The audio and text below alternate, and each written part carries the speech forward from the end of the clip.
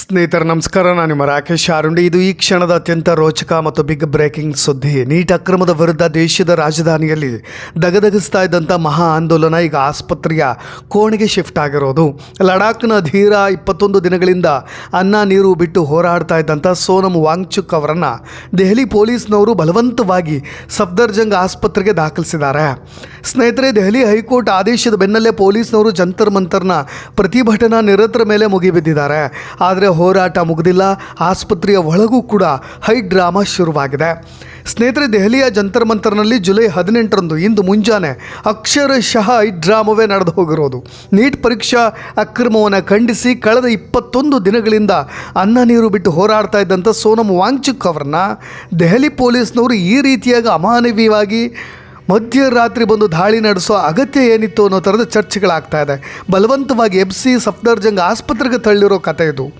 ಆದರೆ ಕತೆ ನೀವು ಅಂದುಕೊಂಡ ಹಾಗೆ ಇಲ್ಲಿಗೆ ಮುಗೀತು ಅಂದ್ಕೊಳ್ಬೇಡಿ. ಪೊಲೀಸ್ನವರ ಈ ದಬ್ಬಾಳಿಕೆಗೆ ಇಡೀ ದೆಹಲಿ ಬೀದಿ ಈಗ ಧಗಧಗಿಸ್ತಾ ಇರೋದು. ಜಂತರ್ ಮಂತರ್ನಲ್ಲಿ ವಿದ್ಯಾರ್ಥಿಗಳ ಮೇಲೆ ಲಾಠಿ ಚಾರ್ಜ್ ಕೂಡ ನಡೆದಿದೆ ಅನ್ನೋ ಆಘಾತಕಾರಿಯಾದಂಥ ಆರೋಪಗಳು ಕೂಡ ಕೇಳಿಬರ್ತಾ ಇದ್ದಾವೆ. ಸ್ನೇಹಿತರೆ, ದೆಹಲಿಯ ಸಫ್ದರ್ಜಂಗ್ ಆಸ್ಪತ್ರೆಯ ಮುಂಭಾಗ ಈಗ ಯುದ್ಧ ಭೂಮಿ ಅಂತ ಆಗಿಬಿಟ್ಟಿರೋದು.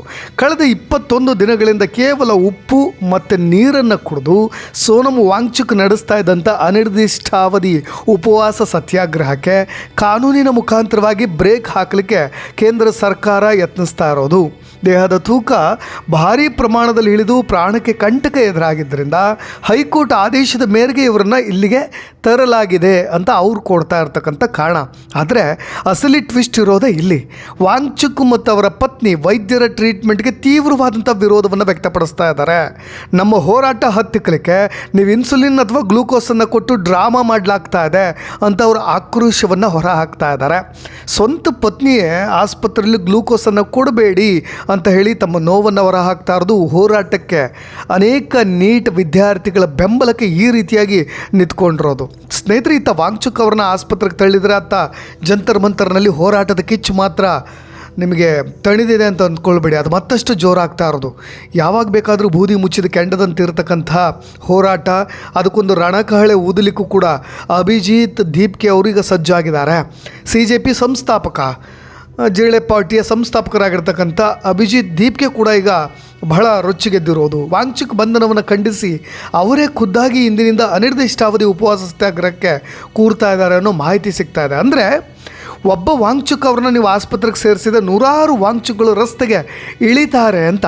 ವಿದ್ಯಾರ್ಥಿಗಳ ಭವಿಷ್ಯಕ್ಕಾಗಿ ಈ ಮಹಾಸಂಗ್ರಾಮ ಈಗ ದೆಹಲಿಯ ಬೀದಿಗಳಲ್ಲಿ ಸ್ಫೋಟಗೊಳ್ತಾ ಇರೋದು.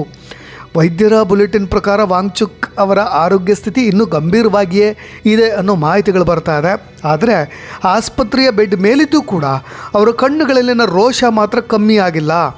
ಮುಂಬರುವ ಜುಲೈ 20ರ ಬೃಹತ್ ಸಂಸತ್ ಚಲೋ ಮೆರವಣಿಗೆಯನ್ನು ಯಾವುದೇ ಕಾರಣಕ್ಕೂ ನಿಲ್ಲಿಸಬೇಡಿ ಅಂತ ಹೇಳಿ ಅವರು ವಿದ್ಯಾರ್ಥಿಗಳಿಗೆ ಸಂದೇಶವನ್ನು ಕೂಡ ರವಾನೆ ಮಾಡಿದ್ದಾರೆ. ಹಾಗಾದರೆ ಈ ಹೋರಾಟವನ್ನು ಹತ್ತಿಕ್ಕಲಿಕ್ಕೆ ದೆಹಲಿ ಪೊಲೀಸರ ಮುಂದಿನ ನಡೆ ಏನು? ಆಸ್ಪತ್ರೆಯಿಂದಲೇ ವಾಂಗ್ಚುಕ್ ಹೊಸ ರಣತಂತ್ರವನ್ನೇನಾದರೂ ಹೂಡ್ತಾರಾ? ಇಡೀ ದೇಶದ ಕಣ್ಣು ಈಗ ಸಫ್ದರ್ಜಂಗ್ ಆಸ್ಪತ್ರೆಯ ಮೇಲೆ ನೆಟ್ಟಿರೋದು. ಆದರೆ ನೋಡಿ, ನಿಮಗೆ ಭಾಳ ನಾನು ಆರಂಭದಲ್ಲಿ ಹೇಳಿದೆ, ತುಂಬ ಕುತೂಹಲಕಾರಿ ಮತ್ತು ಅಸಲಿ ಟ್ವಿಸ್ಟ್ ಅಂತ. ಆಸ್ಪತ್ರೆಯ ಒಳಗಿನಿಂದ ವಾಂಗ್ಚುಕ್ ಅವರ ಪತ್ನಿ ಗೀತಾಂಜಲಿ ಅಂಗ್ಮೋ ಅವರು ಸಿಡಿದು ಹೇಳ್ತಾ ಇದ್ದಾರೆ, ನಾನು ಒಪ್ಪಿಗೆ ಇಲ್ಲದೆ ಸೋನಮ್ ಅವರಿಗೆ ಯಾವುದೇ ವೈದ್ಯಕೀಯ ಚಿಕಿತ್ಸೆ ಅಥವಾ ಒಂದು ಸಿಂಗಲ್ ಇಂಜೆಕ್ಷನನ್ನು ಕೂಡ ನೀವು ಕೊಡಬಾರ್ದು ಅಂತ ವೈದ್ಯರಿಗೆ ಖಡಕ್ ವಾರ್ನಿಂಗನ್ನು ಕೊಡ್ತಾ ಇರೋದು. ಸರ್ಕಾರದ ಒತ್ತಡಕ್ಕೆ ಮಣಿದು ಹೋರಾಟವನ್ನು ಹತ್ತಿಕ್ಕಲಿಕ್ಕೆ ಈಗಾಗಲೇ ಗ್ಲೂಕೋಸನ್ನು ಕೊಡಲಾಗ್ತಾ ಇದೆ ಅನ್ನೋದು ಅವರ ಪತ್ನಿಯ ಗಂಭೀರವಾದಂಥ ಆರೋಪ. ಒಂದು ಕಡೆ ಈ ಸಂಸ್ಥಾಪಕ CJP ಸಂಸ್ಥಾಪಕ ಅಭಿಜಿತ್ ದೀಪ್ಕೆ ಅವರು ಏನು ಹೇಳಿದ್ರು ಅಂತ ನೋಡೋದಾದರೆ, ಸೋನಮ್ ಸರ್ ಅವ್ರನ್ನ ಇಲ್ಲಿಂದ ಬಲವಂತವಾಗಿ ಕರೆದುಕೊಂಡು ಹೋದ ತಕ್ಷಣ ಈ ಆಂದೋಲನ ಮುಗಿಯುತ್ತೆ ಅಂತ ಸರ್ಕಾರ ಅಂದುಕೊಂಡಿದ್ದರೆ ಅದು ಅವರ ಭ್ರಮೆ. ಅವರು ನಮಗೆ ಲಾಠಿ ಚಾರ್ಜ್ ಮಾಡಿದ್ದಾರೆ. ಇಷ್ಟು ದಿನ ನಾವು ಕೇವಲ ಶಿಕ್ಷಣ ಸಚಿವರ ರಾಜೀನಾಮೆ ಕೇಳ್ತಾ ಇದ್ವಿ. ಆದರೆ ಈ ದಬ್ಬಾಳಿಕೆ ನಂತರ ಈಗ ನಾವು ನೇರವಾಗಿ ಪ್ರಧಾನಿ ನರೇಂದ್ರ ಮೋದಿಯವರ ರಾಜೀನಾಮೆಗೆ ಆಗ್ರಹಿಸ್ತಾ ಇದ್ದೀವಿ. ನಾನು ಇಂದಿನಿಂದಲೇ ಜಂತರ್ ಮಂತರ್ನಲ್ಲಿ ಅನಿರ್ದಿಷ್ಟಾವಧಿ ಉಪವಾಸ ಸತ್ಯಾಗ್ರಹವನ್ನು ಆರಂಭಿಸ್ತೀನಿ. ಯಾವುದೇ ಕಾರಣಕ್ಕೂ ಜುಲೈ 20ರ ಸಂಸತ್ ಚಲೋ ಮೆರವಣಿಗೆ ನಿಲ್ಲೋದಿಲ್ಲ ಅನ್ನೋ ಥರದ ಹೇಳಿಕೆಯನ್ನು ಕೊಡ್ತಾ ಇರೋದು. ವೀಕ್ಷಕರೇ, ದೆಹಲಿಯ ಸಫ್ದರ್ಜಂಗ್ ಆಸ್ಪತ್ರೆ ಬೆಡ್ ಮೇಲಿರ್ತಕ್ಕಂಥ ಸೋನಮ್ ವಾಂಗ್ಚುಕ್ ಅವರ ಈ ಪರಿಸ್ಥಿತಿ ಕೇವಲ ಒಬ್ಬ ವಿದ್ಯಾರ್ಥಿಯ ಆಂದೋಲನವಾಗಿ ಉಳಿತಾ ಇಲ್ಲ. ಮುಂಬರ್ತಕ್ಕಂಥ ಜುಲೈ 20ರಿಂದ ಸಂಸತ್ತಿನ ಮುಂಗಾರು ಅಧಿವೇಶನ ಆರಂಭವಾಗ್ತಾ ಇದೆ. ಅದಕ್ಕೆ ಕೇವಲ 48 ಗಂಟೆಗಳ ಮೊದಲು ನಡೆದಿರತಕ್ಕಂಥ ಈ ಹೈಡ್ರಾಮಾ ದೇಶದ ರಾಜಕೀಯ ವಲಯದಲ್ಲಿ ಭಾರೀ ಭೂಕಂಪವನ್ನು ಸೃಷ್ಟಿ ಮಾಡ್ತಾ ಇದೆ. ಸೋನಮ್ ವಾಂಗ್ಚುಕ್ ಅವರ 21 ದಿನಗಳ ಉಪವಾಸ ಮತ್ತು ಅವರ ಬಲವಂತದ ಆಸ್ಪತ್ರೆ ದಾಖಲಾತಿ ಆಡಳಿತ ಮತ್ತು ವಿರೋಧ ಪಕ್ಷಗಳು ತಮ್ಮದೇ ಆದಂಥ ರಾಜಕೀಯ ದಾಳವನ್ನಾಗಿ ಬಳಸ್ಕೊಳ್ತಾ ಇರೋದು.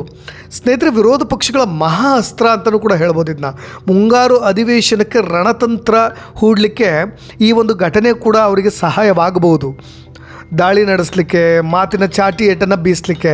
ನೋಡಿ, ವಿರೋಧ ಪಕ್ಷಗಳಿಗೆ ಸೋನಮ್ ವಾಂಗ್ಚುಕ್ ಅವರ ಈ ಹೋರಾಟ ಮುಂಬರ್ತಕ್ಕಂಥ ಸಂಸತ್ ಅಧಿವೇಶನದಲ್ಲಿ ಸರ್ಕಾರವನ್ನು ಕಟ್ಟಿ ಹಾಕಲಿಕ್ಕೆ ಸಿಕ್ಕಿರ್ತಕ್ಕಂಥ ಬ್ರಹ್ಮಾಸ್ತ್ರ. ಜಂಟಿ ವಾಗ್ದಾಳಿ ಮಾಡ್ಬೋದು. ನಿಮಗೆ ಕಾಂಗ್ರೆಸ್ ಸೇರಿದಂತೆ ಪ್ರಮುಖ ವಿರೋಧ ಪಕ್ಷಗಳ ನಾಯಕರು ಜಂಟಿ ಹೇಳಿಕೆ ಬಿಡುಗಡೆ ಮಾಡಿದ್ದು ಒಬ್ಬ ಪ್ರಖ್ಯಾತ ಪರಿಸರವಾದಿ ಮತ್ತು ಶಿಕ್ಷಣ ಸುಧಾರಕನಿಗೆ ಸರ್ಕಾರ ನಡೆಸ್ತಾ ಇರ್ತಕ್ಕಂಥ ದಬ್ಬಾಳಿಕೆ ಇದು ಅಂತ ಹೇಳಿ ಖಂಡಿಸ್ತಾ ಇದ್ದಾರೆ. ಇನ್ನೊಂದು ಕಡೆ ಶಿಕ್ಷಣ ಸಚಿವರ ರಾಜೀನಾಮೆಗೆ ಬಿಗಿ ಪಟ್ಟು ಇನ್ನೊಂದು ಸ್ವಲ್ಪ ಡಬಲ್ ಆಗ್ತಾ ಇದೆ, ದುಪ್ಪಟ್ಟಾಗ್ತಾ ಇದೆ.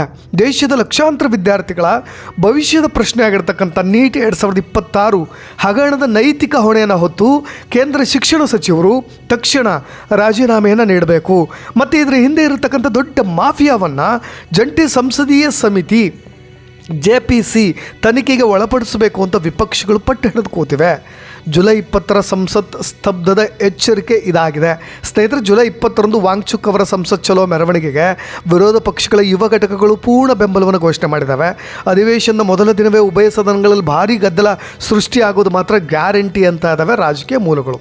ಇನ್ನು ಆಡಳಿತ ಪಕ್ಷದ ಕೌಂಟರ್ ತಂತ್ರ, ಕಾನೂನು ಸುವ್ಯವಸ್ಥೆಯ ರಕ್ಷಣೆ ಮಾಡ್ತಾ ಇದ್ದೀವಿ ಅಂತ ಇನ್ನೊಂದು ಕಡೆ ಕೇಂದ್ರ ಸರ್ಕಾರ ಮತ್ತು ಆಡಳಿತ ಪಕ್ಷ ಇಡೀ ಘಟನೆಯನ್ನು ಅತ್ಯಂತ ಜಾಗರೂಕತೆಯಿಂದ ನಿಭಾಯಿಸಲಿಕ್ಕೆ ಕೌಂಟರ್ ರಣತಂತ್ರವನ್ನು ಕೂಡ ರೂಪಿಸ್ತಾ ಇದ್ದಾವೆ.